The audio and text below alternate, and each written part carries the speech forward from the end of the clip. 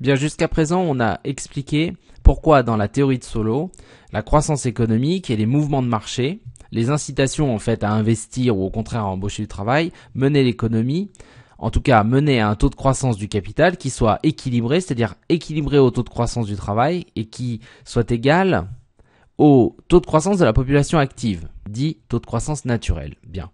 Comment de là on arrive à en conclure que le taux de croissance de l'économie, c'est-à-dire du PIB potentiel, est égal aussi à n.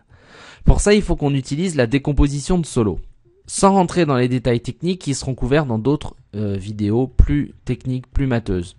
La production des entreprises est fonction des quantités de capital et de travail.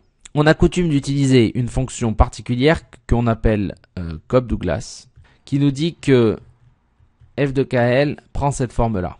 Voilà la fonction qui est d'habitude la fonction Cobb-Douglas qu'on utilise pour parler de la production macroéconomique. Donc A, c'est un paramètre qui exprime la technologie, le progrès technique, et qui multiplie en fait les quantités de capital exposant alpha, et ce alpha nous donne une idée de la productivité marginale du capital, et multiplié par les quantités de travail exposant 1 moins alpha.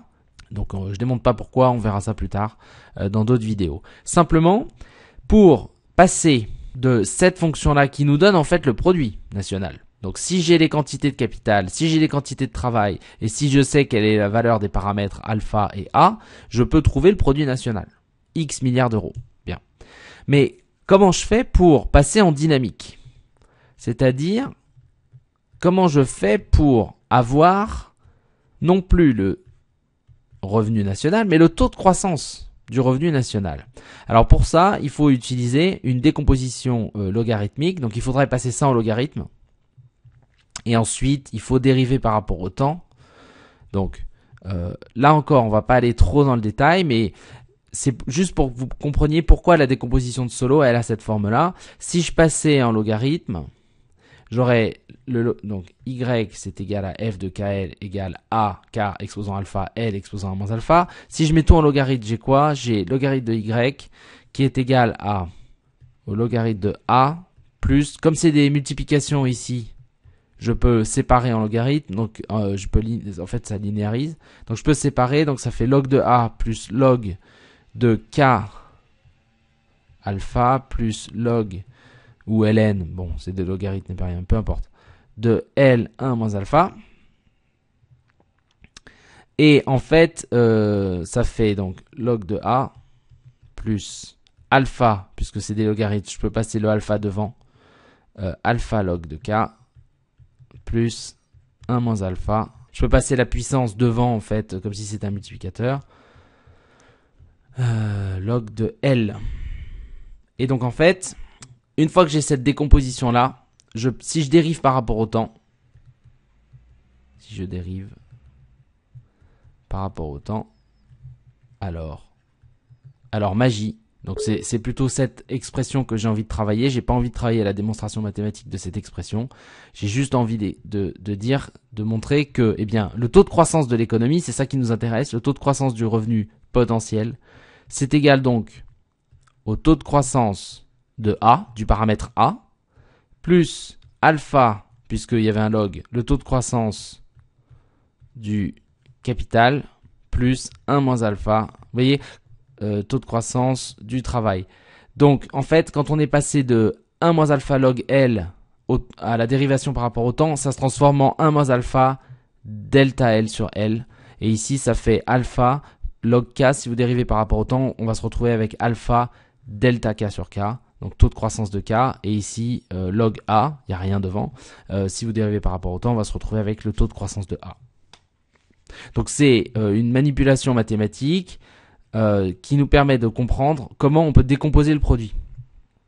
Donc comment je décompose le produit? Eh bien, le taux de croissance, c'est égal à quoi?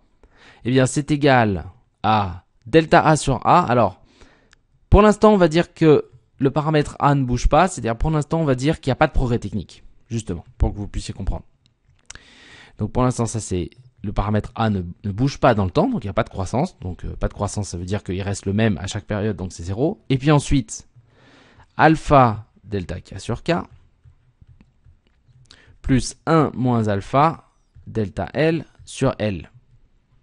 Or, on sait, puisque on a le résultat de la croissance équilibrée, que delta K sur K c'est égal à delta L sur L. Les deux sont égaux, ils sont égaux au taux de croissance de la population active, N. Donc en fait, ça, c'est égal à N, et ça, c'est égal à N. Donc, le taux de croissance de l'économie, c'est égal à, j'efface ça, c'est égal à alpha N plus 1 moins alpha N. Alpha plus 1 moins alpha, eh bien ça fait alpha moins alpha, il reste 1, ça fait N. Donc on a alpha N moins alpha N. Donc on va virer ça. Et il reste 1 fois N. Donc c'est bien égal à N. Donc, quand on a un taux de croissance du capital qui est égal à N, quand on a un taux de croissance du travail qui est égal à N, eh bien le taux de croissance de l'économie est égal à N. Le taux de croissance du capital par tête, on a dit c'était 0, puisque le capital croît aussi vite que le nombre de têtes. Et le taux de croissance du produit par tête, c'est également égal à 0, c'est-à-dire qu'en croissance équilibrée, la richesse par individu n'augmente pas. En croissance équilibrée, le stock de capital par individu n'augmente pas. En croissance équilibrée, la richesse, c'est-à-dire le produit national, augmente au taux naturel. Le stock de capital augmente aussi vite que le stock de travail au taux naturel.